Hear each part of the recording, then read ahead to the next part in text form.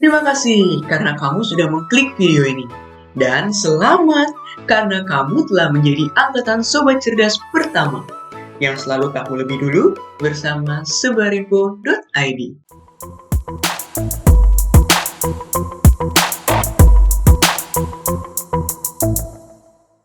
Kita minum menggunakan plastik. Kita makan menggunakan plastik. Belanja menggunakan plastik. Kita buang sampah menggunakan plastik.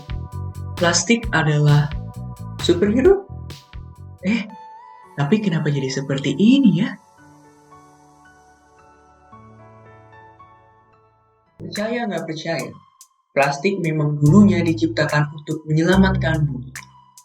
Lalu kita balik lagi ke 1959. Ilmuwan asal Swedia, Sten Gustaf Thulin, berhasil menemukan metode pembentukan plastik yang sederhana, yang sampai sekarang kita kenal sebagai kantong plastik. Penemuan kantong plastik ini bisa menyelamatkan alam di bumi. Karena dulu, orang-orang menggunakan kantong kertas, yang proses produksinya mengancam keberlanjutan alam. Semakin banyak penggunaan kantong kertas, maka semakin banyak pula pohon yang ditebang. Namun, sayangnya, itikat baik dari kantong plastik ini malah gagal karena manusia terlalu suka menggunakan plastik sekali pakai. Karena itu faktanya sekarang ada 8 juta ton sampah plastik yang hanyut ke laut tiap tahunnya. Dan lagi, sampah plastik sendiri membutuhkan 50-100 tahun untuk terurai. Hal ini pun yang menyebabkan lebih dari 1 juta mamalia laut, termasuk ikan, penyu, dan hiu, mati tiap tahunnya. Bayangkan, ada berapa banyak kota ya yang bisa kita beri makan jika 1 juta ikan tersebut terselamatkan? Pastinya banyak ya. Tapi, seiring berkembangnya zaman, manusia terus bereksperimen Sobat Cerdas untuk mencari bahan ramah lingkungan alternatif yang bisa menggantikan peran penting plastik dalam memenuhi kebutuhan sehari-hari kita. Nah, ini dia 6 top list penemuan yang bisa menyelamatkan bumi dari sampah plastik versi sebarinfo.id. Yang pertama, peralatan makan dari gandum. Biotherm, perusahaan asal Polandia ini, bergerak di bidang produksi alat makan yang menggunakan bahan ramah lingkungan dan dapat terurai, yakni dedak gandum. Didirikan oleh Jerzy Wojciechowski, perusahaan ini telah berinovasi dengan membuat piring, mangkuk, hingga garpu dan sendok yang terbuat dari gandum. Dalam setahunnya, perusahaan ini bisa memproduksi hingga 15 juta piring. Wow, banyak banget! Dalam proses produksinya, kira-kira dibutuhkan hingga 1 ton gandum dalam proses pembuatan 10.000 piring atau mangkuk. Hebatnya, alat makan ini dapat digunakan untuk menyajikan makanan yang dingin maupun hangat. Tak hanya itu, piring dan mangkuk tersebut juga dapat dipanaskan ke dalam oven loh. Tahan panas deh pokoknya.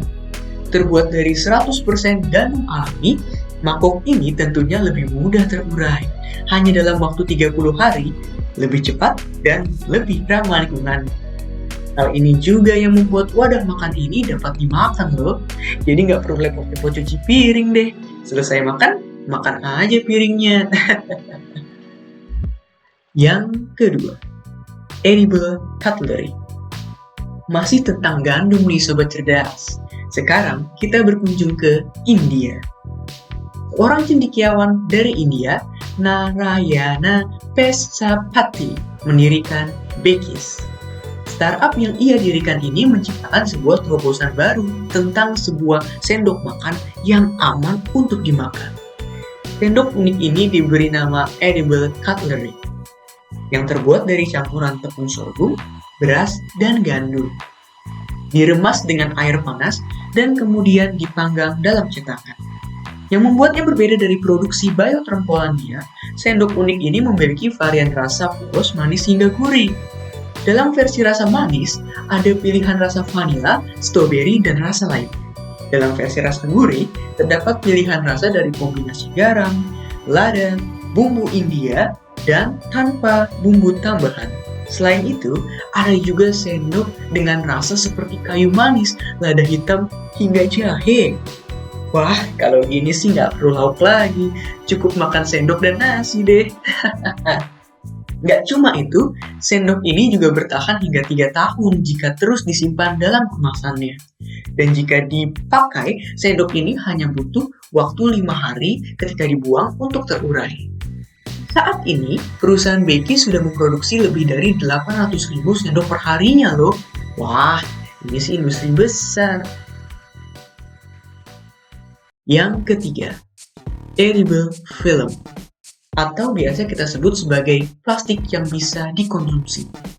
Bayangkan, memanggang pizza di oven tanpa mengeluarkan dari bungkus plastiknya.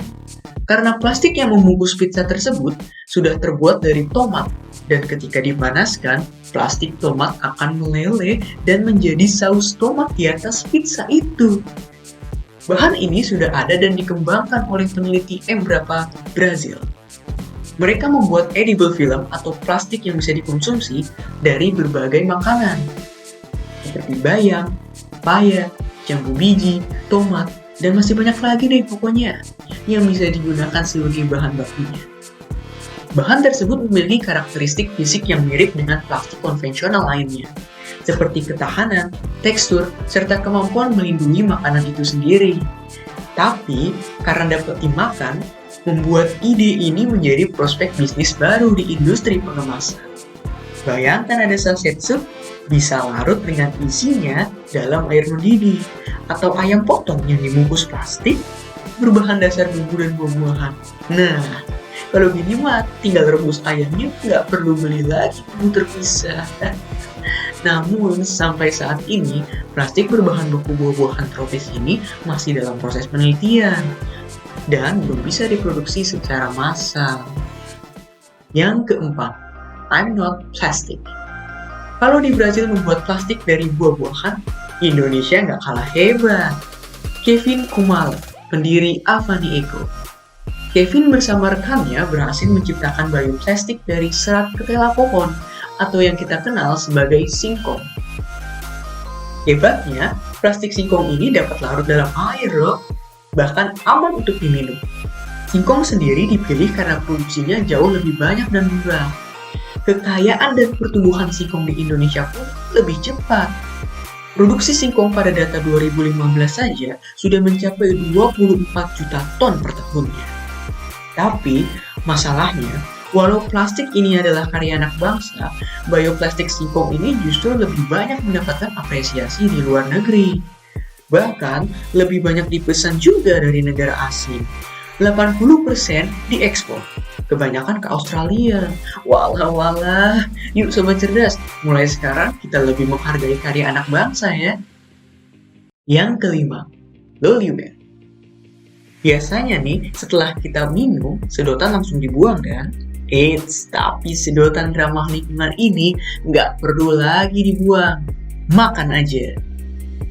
Pendiri Loliware, perusahaan sedotan yang bisa dimakan pertama di dunia, Chelsea Briganti dan Lake Tucker, menciptakan sedotan yang terbuat dari rumput laut. Selain ramah lingkungan, sedotan buatan Loliware tersebut bahkan bisa dimakan loh.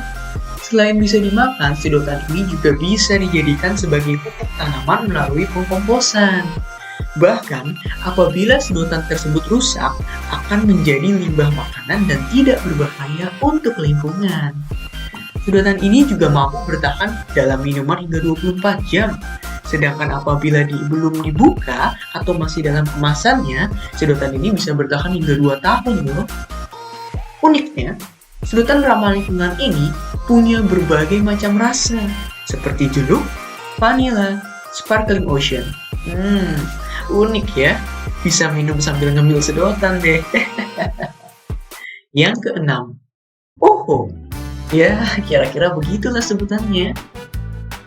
Kalau Loliware mempunyai gelas dan sedotan yang bisa dimakan, Skipping Rope Lab mempunyai kapsul air yang bisa membuat kita tidak perlu gelas atau botol plastik lagi untuk minum air. Mereka menyebutnya OHO. Penelitian membuktikan bahwa sari rumput laut ternyata tidak mempengaruhi rasa dan warna minuman.